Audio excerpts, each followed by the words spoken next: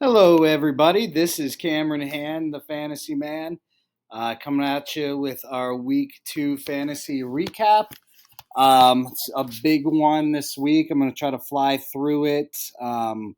We've had a lot of dabs. That segment took me a long time. I was taking notes all week. So we'll look forward to that. Also added a little new thing where I keep track of who wins or loses, whatever you want to say, or whoever has the most dabs that week. So like Alec last week had the most dabs, so I put next to his name just a little one to show that he won, or a little number one just to show that he had the most dabs, last week. So anyway, you'll see. Worst matchup was me versus Greg. I came into this whole video thinking like the last 2 days that I was really gonna just go in on myself, because I deserve it. I deserve to just get just annihilated emotionally and with people's work. Like people deserve to roast me. There's no doubt. I came into it, I wanted to roast myself. I hated myself all week for it. I just thought it was so stupid for how bad I played. But today I'm more just depressed and just tired. So I'm not gonna be too hard on myself, but just know I'm dying inside. So, me and Greg was a terrible matchup. I lost to Greg. It wasn't close. And Greg didn't even really score that many points, but he still was never close. I'm a pathetic loser. I'm so bad. And yeah, so that's what it was. So best matchup was Ashton and Hunter, very high scoring, semi close. I think it kind of came down to the Monday night games, if I'm correct. But it was high scoring, great matchup. Worst injury luck. I mean, could have gone to Connor. Definitely could have gone to Connor due to the fact that he lost Chubb for the season. Wait, no, it was who? I think it was Alec. Alec lost Chubb for the season. That's true. Could have gone to Alex though. But I'm gonna give it to Logan because he lost. He didn't have Aaron Jones, he didn't have Eckler, and he didn't have Anthony Richardson. Anthony Richardson got hurt mid game. He still barely pulled out a win, but anyway, I'm gonna give Alec most unlucky because he lost in the closest matchup to Logan. He lost by 8 points, and Chubb got hurt for the season. Chubb probably would have gotten 8 more points if he didn't get hurt. He was right on the goal line when he got hurt. Maybe he wouldn't, maybe not, but that's still a huge unlucky moment for Alec. Luckiest player was Greg. He won with the second lowest score. Like, I don't know if I worded that right, but Greg got lucky. He put up about 129, not a ton of points, but he played the dumpster fire of a team that is me. So he got pretty lucky there. Dumb move was me. I played Josh Kelly. Everyone told me, not everybody, some people told me not to. Greg was like, yeah, I wouldn't play him. That's a trap game. And it was terrible play. I should have known against that Titans D that they weren't going to play, or Kelly wasn't going to play well. I played the Giants D. Even Logan was like, why the heck are you playing the Giants D? And I was like, well, they're playing the Cardinals. The Cardinals stink. The Cardinals aren't that bad. Like, and the Giants D is terrible. So that was so stupid. Even Logan knew. And then I didn't play Nico Collins or Raheem Mostert. Both of them had 20 plus on my bench. So I was an idiot this week. Will picked up Reynolds. He told me, he was like, dude, I'm either going for smartest or dumbest play this week. I put in Reynolds. I'm benching Dalvin. I'm doing this, that. He did all this stuff. And it paid off. Josh Reynolds instantly got a touchdown. It was sick. And Will, it wasn't lucky either. Will was like, yeah, I mean, he was like, the Seahawks have a terrible pass defense. Whoever Puka, I think, lit him up last week. So it was just so smart by Will. Best free agent move was Doug with Puka. That's easy. I'm going with Doug for most annoying. It could have gone a lot of different ways. Hunter was pretty annoying this week. He, doing his typical thing where he gets way too cocky after week two. He always does that. Alec was really annoying towards the end. You'll see I threw him some dabs, so you'll see why. Dylan also annoying, not replying to text. Greg said he didn't reply to him. Bobby also annoying, not replying to texts. So there's a lot of candidates out there. I was annoying because I was so bad. But Doug really, I think, took the cake barely this week because he just is all in on this whole toxic thing. He's like, I'm going to show you I'm not toxic. And then he's just super toxic. Like, as he's telling you, he's not going to be toxic. He had a ton of week 2 cockiness, a ton of trash talk. He trash talked Bobby. Will sent me a video of him just ripping into Bobby, calling him a loser, basically. So Doug, just like off of a week 2 win, is just thinks he's all that. So I'm putting him annoying. I'm stock falling. Most points to least points. The definition of stock falling. Stock rising is Hunter. I mean, his team put up 179, 2-0, looking strong. Best player was Hunter. Put up 179. That's a great score. So we're giving it to him. Worst player was me. Scum of the earth. I made all those dumb plays, playing Kelly, not playing Nico, not playing Raheem, playing the Giants D. Scored 57 points, one of the lowest scores of all time. So that's horrible. I think Greg got that dog in him this week, even though didn't have the most points. But Greg just silent killer. He's not like Doug. He's not like Hunter. He's not like, oh, I put up 160 points, so now I'm the man. Greg just takes care of business. Greg told me exactly. He was like, man, I thought you should have put in Nico Collins. He's like, man, you shouldn't have played Joshua Kelly. Like, he was just telling me how dumb my moves were. And everything he said just played out. It was just right in front of my face. Had to play soccer with him. Just looked me right in the eyes and was like, you made dumb moves," and he was right. And I think he had that dog in him. He's like the opposite of your Hunters and Dougs. They just have to let you know 100 times when they win. This is my new rankings. Hunter 1, so you see the little arrows. I'm not going to go through it too much. Ash 2. I know Ash lost, but he lost with a ton of points. Doug 3, Will 4. Everybody, it's still early, guys. Like, this is going to change a lot. I only have 2 weeks to go off of. It's not going to be perfect here, but you see what's going on here. I think the bottom is pretty well established. So yeah, everybody kind of swapped spots. Hunter went from 6-1. Ash went from 7-2, but it's all very close, guys. So just hold your horses. Dylan versus Ash, boring matchup. Neither of them are coming to Summits. Neither of them play soccer. Yeah, Ash is a little bit more active. Dill doesn't do anything, but just boring. I think Ash will slap him though. Logan versus Doug. Now there are a few good matchups. I think Hunter versus Will is next week too, and that's good. But I think that Doug and Logan has low key turned into a huge rivalry because Doug is always chirping Logan.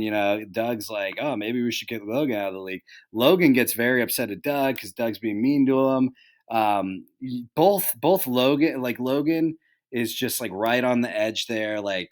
He's right on the edge of having a decent team. Maybe Doug thinks he has like the best team in the league. Like we're gonna be at summits together. We're gonna see each other at soccer. Logan's gonna be like, "What the heck?" Like my third string running back got hurt, and Doug's gonna be like, "Shut up!" Like you're annoying. And then Logan's gonna get mad. It's just gonna be a bloodbath. I think just a bloodbath in both the game and a bloodbath in both the game and just verbally. I think it's going to be a bloodbath. So I fully expect that. I think it's a huge brewing rivalry, and both of them pretty toxic. So we'll see what goes down. I think Logan will win. I think that'll be a great matchup, primarily because of the battling that will be going on in person. Season segments. All right, dabs. Let's do this. Okay, this is a lot of dabs here, people. Oh man. Okay, how many dabs? Alec for wavering, Gus, and Jerome Ford. Not Puka when he has a ton of RBs. Clearly, Puka would have been the best option for him because he has a zillion RBs, but he just likes to keep waiver claiming RBs, so that's crazy. 4 dabs, like Alec, just waiver claim a receiver, please. Alec for admitting the throwing, 500 dabs. I texted Alec. I was like, hey, you want to make a trade? Trade me Jacoby Myers. He was like, yeah, I'm not trading this year. He basically said his season's over and he doesn't want to trade because he doesn't want to, help any teams out. He's like, oh, I'm just going to, be kind of a spoil down the road is what he said. I could look at exactly what he said, but he basically said, you know what? I'm going to read what he said. I'm gonna read it because it is he basically admitted the throwing.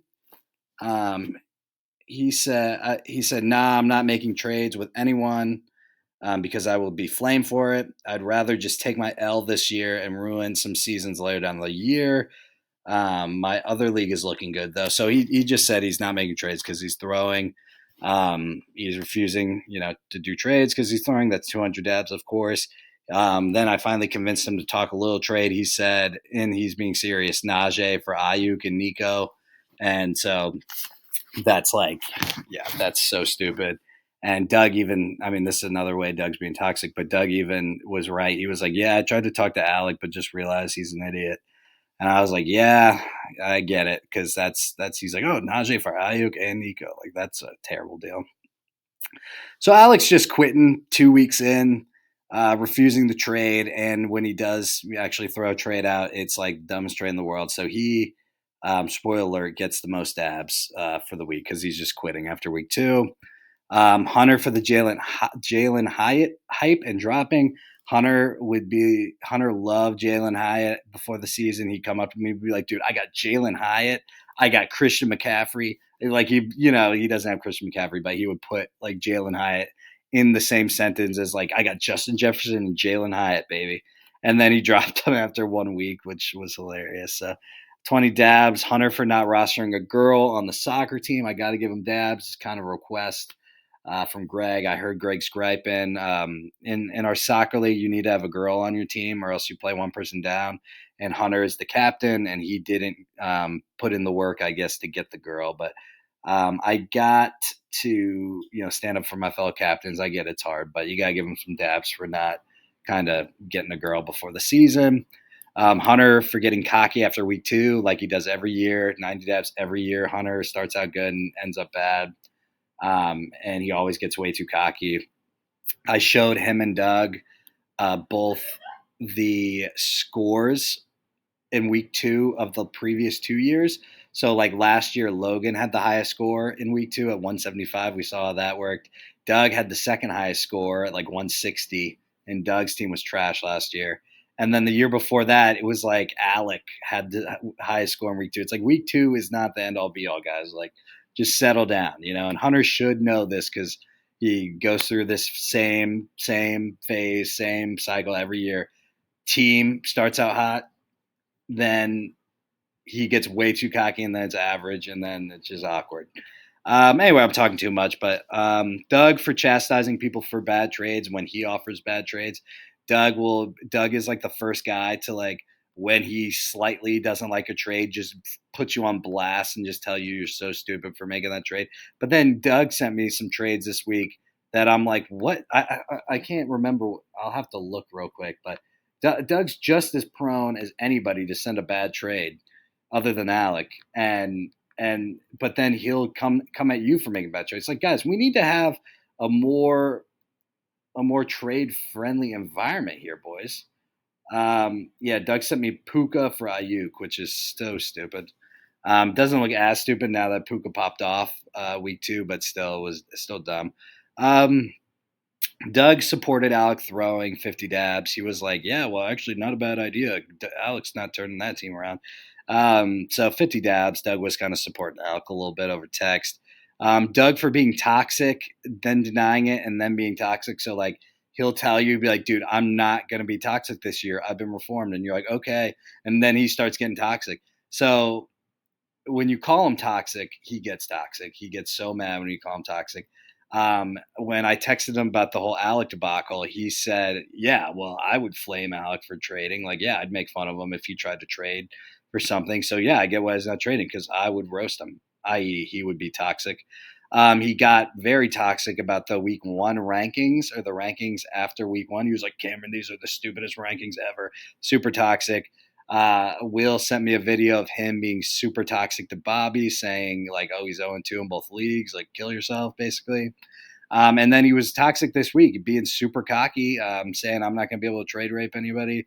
Yeah, just being super toxic. So Doug, 400 dabs for just like 1 minute being like, "I'm never going to be toxic again," and then the next minute being insanely toxic. I'm not going to go over this too much, but Greg for having Olave and Hill in his flex, 3 dabs. I get what he's trying to do, but you put your 1 and 2 receivers in the 1 and 2 receiver spot, Greg. I don't want to hear it. I know that technically it doesn't, matter in terms of points, but it's just disgraceful not doing that. Greg for dropping Gainwell, 8 dabs. Will for getting mad when I entered the soccer game. I got to tell this story. 100 dabs. They had no subs for Will's A League soccer game, and Greg got tired and he asked me to come in for like 2 minutes, and Will got super mad that I came in. And he was like yelling, "Greg, what are you doing?" And it's like Greg's gonna die over here. He'd rather have a dying Greg on the field than me for 3 minutes. So that was annoying. And then Hunter got hurt, so they needed someone to play. And instead of having me play, he gets Randy. This is 150 dabs. He gets Randy, who's like the most annoying, dumb kid in the league who walks around with his shirt off all week.